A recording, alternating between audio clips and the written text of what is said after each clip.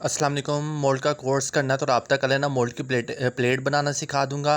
Single mould कैसे बनाते हैं वो भी सिखा दूंगा। डबल मोल्ड कैसे बनते हैं वो भी सिखा दूंगा।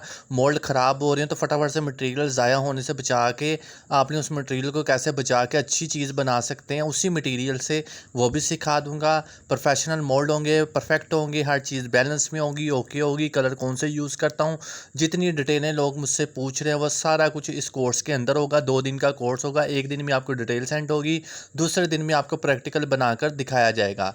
इसमें सारी किस्म के होंगे। सिंगल मोल्ड होगा, डबल मोल्ड होगा, ट्रिपल मोल्ड होगा, जिसको हम 3D बोलते हैं। इसकी तरह आपको मिनी मोल्ड की प्लेट सिखाऊंगा, फिर आपको फुल मोल्ड की बड़ी प्लेट एक ही साइज़ की जितनी मर्जी आप बना लोगे, कभी ख़राब नहीं होगी, कभी फटेंगी नहीं, बिल्कुल ओके होगी, परफेक्ट होगी। अब मुझे ये कोई ना कि हमारी टीचर ने तो हमें कोर्स 60 रुपये में करवाया था, आप 6000 का करवा रहे हैं, तो भाई उससे कर लो, मेरा सिर नहीं खाना।